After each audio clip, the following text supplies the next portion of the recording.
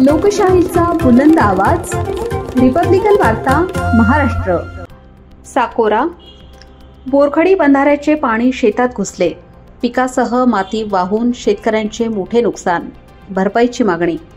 बातमी नांदगाव येथून। नाशिक जिल्ह्यातील नांदगाव तालुक्यातील साकोरा गावात अतिवृष्टीमुळे बोरखडी बंधाऱ्याचे पाणी शेतात घुसून शेतकऱ्यांचे मोठे नुकसान झाले आहे।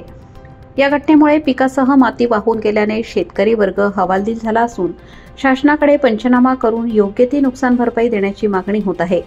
दिनांक 27 सप्टेंबर 2025 रोजी शनिवारी नांदगाव तालुक्यात मुसळधार पावसाने हजेरी लावली। पावसामुळे बंधाऱ्याचे पाणी शेतात घुसल्याने बाळासाहेब नामदेव बोरसे गट क्रमांक 1175 आणि देवचंद जोशी गट क्रमांक 1180 या शेतकऱ्यांच्या शेतात मका पिकासह माती वाहून गेली।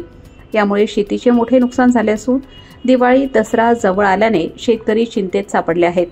या घटनेनंतर साकोरा गावातील ग्रामस्थांनी शासनाकडे मागणी केली आहे की तातडीने पंचनामा करून शेतकऱ्यांना नुकसान भरपाई देण्यात यावी, तसेच बोरखडी बंधाऱ्याची दुरुस्ती करून पुन्हा अशी परिस्थिती निर्माण होऊ नये यासाठी उपाययोजना करण्यात याव्यात।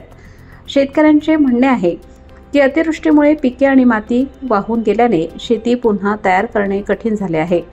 शासन प्रशासन शेतकऱ्यांच्या या मागण्यांकडे कसे लक्ष देते आणि नुकसान भरपाई कितपत मिळते हे पाहणे आता महत्त्वाचे ठरणार आहे। माझं नाव बाळासाहेब रामराव बोरसे, साकोरा तालुका नांदगाव जिल्हा नाशिक, गट नंबर 1175। गट नंबर काय आहे आपला? तर त्याच्या कडानी मोरखडी नाला वाहतो। शनिवारी संध्याकाळी 5 वाजेपासून जो पाऊस चालू झाला तो जवळजवळ दुसऱ्या दिवशी सकाळीपर्यंत चालू होता। अतिवृष्टी झाल्यामुळं संपूर्ण नाल्याचं पाणी माझ्या शेतातून गेलं, मकाचं पीक खरडून गेलं, माती खरडून गेली। तर आता आम्ही कसं पुढचे दिवस काढायचे, शासनाने आम्हाला जास्तीत जास्त मदत करा। आणि हे देवचंद नेमाजी सुरसे, राहणार साकोरे, तालुका नांदगाव हा। माझा गट नंबर 1180/4। मोरखडी नाला बंधारा या संपूर्ण याला बंधाऱ्याला खेटून बंधारा फुटून माझ्या शेतामध्ये संपूर्ण माती आणि संपूर्ण गट नंबर वाहून गेला, पिकासुद्धा मातीसुद्धा। या परिस्थितीमध्ये फोटो दाखविल्याप्रमाणे गंभीर नुकसान झालेले आहे की कुठलंच काही अजिबात नाही। मातीसुद्धा निघून गेला आहे, तो नष्ट झालेला आहे।